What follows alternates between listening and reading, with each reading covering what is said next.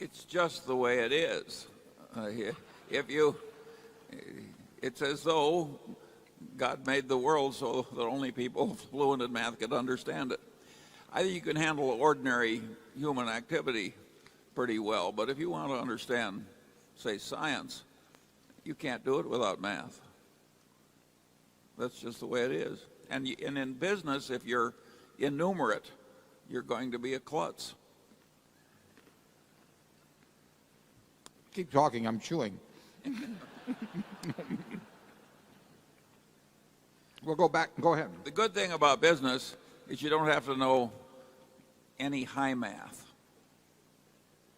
It may be a disadvantage to know high math. Yes, Charlie. I think it is, because you look for opportunities to use this marvelous, complicated tool, and by and large, that doesn't work nearly as well as just using the simple math.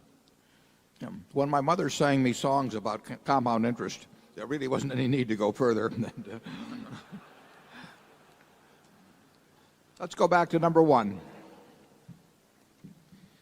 My name is David Farlow from Minnesota, Minneapolis. Thank you, Warren and Charlie. A few minutes ago, you mentioned the importance of learning from history. What have you learned from the investments you did not make over the last few years that you now regret refraining from? Well, the mistakes we made, and we made them, some of them big time, are of two kinds. One is when we didn't invest at all in something that we understood that was cheap,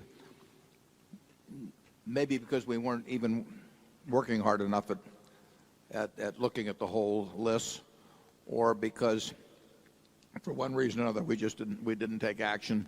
And the second was starting in on something that could have been a very large investment and not maximizing it. Charlie is a huge believer in the idea that you don't sit around sucking your thumb when something comes along that should be done, that you pour into it, and that's generally what we've tried to do. But there have been times, and it's usually happened when I've started buying something at X and it went up to X plus an eighth or some intolerable amount like that, and I quit or waited for it to come back, and we've missed in some cases billions of dollars of profit because of the fact that I'd gotten anchored in effect to some initial price when I could have paid more subsequently, and it really was inconsequential. Do you have anything worse to confess than Walmart? No, Walmart, I cost us about, it's up to $10 billion now. I cost us about $10 billion. I set out to buy 100 million shares of Walmart pre-split at about 23. And Charlie said it didn't sound like the worst idea I ever came up with, which is, from him, I mean, it's just ungodly praise. And then, we bought a little, and then it moved up a little bit. And I thought, well, maybe it'll come back, or what. Who knows what I thought? I mean, only my psychiatrist could tell me. And that thumb-sucking, reluctance to pay a little more, the current cost is in the area of 10 billion, and there have been other examples too, and there will probably be more examples in the future, unfortunately. But that's on the other hand, it doesn't bother us. I mean, it's maybe instructional to talk about it just a little, and I'm glad to respond to the question. But in the end, we're going to make a lot of mistakes at Berkshire, and we've made them in the past. We'll make them in the future. If every shot you hit in golf was a hole-in-one, it wouldn't be. The game would soon lose interest. So you have to hit a few in the woods occasionally just to make it a little more interesting. We'll try not to do that too often, but those will be the kind of mistakes we make. We probably won't make the kind of mistakes, although we have. We made one with Dexter Shoe, but we probably won't make the kind that they cost us a ton of money. There'll be much more of omission than commission, I think you'll find in the future. Charlie, you want to add any more? Yeah, at least we are constantly thinking about the past occasions when we blew opportunities. Since those don't hit financial reports, the opportunities you had but didn't accept, Most people don't bother thinking about them very much. And at least that is a mistake we don't make. We rub our own noses in our mistakes in blowing opportunities, as we just did. Okay, number 2. How many hours per week on average did you spend with reading about companies? Thank you. Well, when we were younger, we spent, probably Charlie compared to now spent a lot more time. I spent a fair amount more time looking at companies. But if we were doing it over again, we would do it over again pretty much the same way. We would look at everything in sight that we thought we could understand. And the world hasn't changed in that respect. There may be some more people doing it, but there are a lot more companies to look at now. And we would read everything in sight about the businesses and the industries we thought we could understand. We would look for things that jumped out at us as being very cheap in relation to value, and we would have one enormous advantage because we would be working with far less capital, which means the universe of potential ideas would be far greater. But there's nothing different, in my view, about analyzing securities now than there was 50 years ago. Charlie? Yeah, we read a lot and we thought a lot. I don't know anybody who is wise who doesn't read a lot. And on the other hand, that alone won't do it. You have to have a temperament, really, which grabs the correct ideas and does something with those ideas. And I think most people who read a lot don't have the necessary temperament, and they grab the ideas or they're simply confused by the mass of material. And of course that won't work.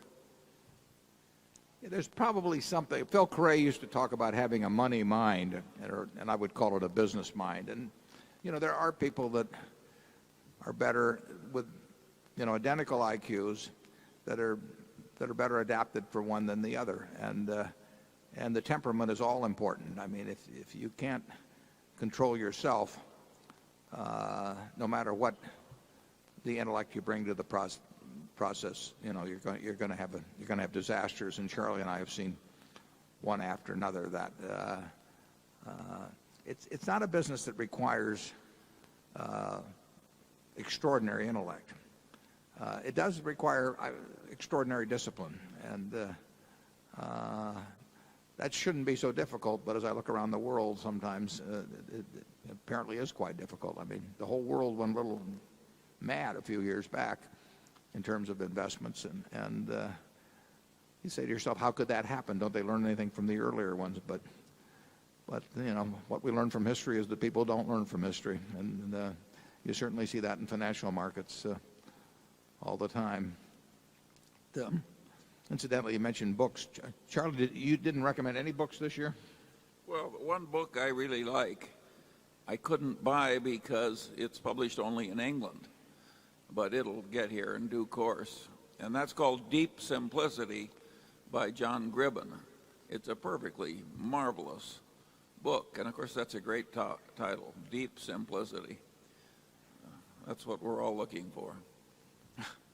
I've been reading a short history of nearly everything, and it's very impressive to read about people pondering how to figure out the weight of the earth or something in the 18th century. And you would think minds that could do that would do very well in financial matters, but if you remember, Isaac Newton spent a significant part of his life trying to turn lead into gold, and he might have made a good stockbroker, but it didn't do much for him financially.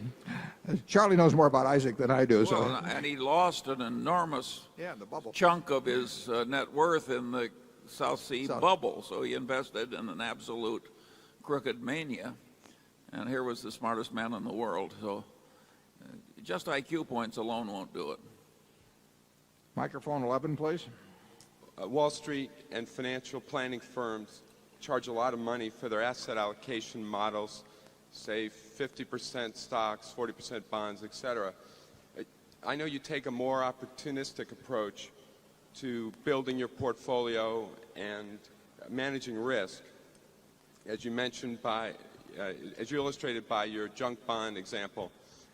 And so I just want you to hammer out how you use price and value as a tool of risk management and asset allocation, as opposed to coming at it with a preconceived idea of how much should be allocated to each asset class. Yeah, we think the best way to minimize risk is to think. And the idea that you have, you say, I've got 60% in stocks and 40% in bonds, and then have a big announcement, now we're moving it to 65-35, as some strategists or whatever they call them in Wall Street do. I mean, that has to be pure nonsense. I mean, 60-40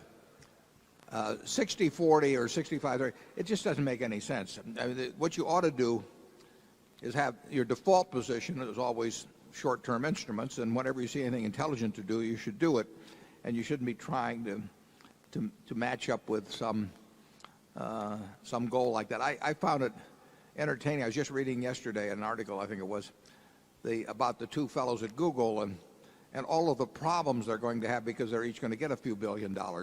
And I mean, I wanted to send a sympathy card. I almost went down a Hallmark store because this article went on. They've got this terrible problem and that terrible problem, and they're going to need lawyers and they're going to need financial lawyers. They don't need anybody. Those guys are smarter than the people that are coming to them, and they do not have a big problem. And they're very capable of thinking it through themselves. The people that have the problem are the people who want to sell their services to them and are going to have to convince them that they have a problem. But so much of what you see when you talk about asset allocation, it's just merchandising. It's a way to make you think that if you don't know how to determine whether it should be 60-40 or 65-35, that you need these people. And you don't need them at all in investing. I mean, most of the professionals that tell you you're going to get in great trouble unless you listen to them and adopt and sign up for their services, they're good at selling. But it's what my former brother-in-law that worked at the stockyards used to say, was that people would bring in cattle or something, and I'd say to them, how do you get the farmer to employ you to sell to Swift or Armour or Cudahy instead of the guy right next to you? I mean, it's a cow is a cow, and Armour's going to buy it the same way. And he gave me this disgusted look, and he said, Warren, it's not how you sell them, it's how you tell them. Well, there's a lot of that in Wall Street. Charlie? Yeah, people have always had this craving to know the future. The king used to hire the magician or the forecaster, and he'd look in sheep guts or something for an answer as to how to handle the next war. And so there's always been a market for people who reported to know the future based on their expertise. And there's a lot of that still going on. It's just as crazy as when the king was hiring the forecaster who looked at the sheep guts.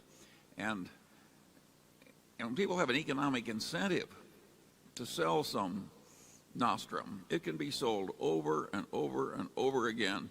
The really interesting figures are when you combine the underperformance of the market, say by the mutual fund industry, which is probably a couple of points per annum, that understates it.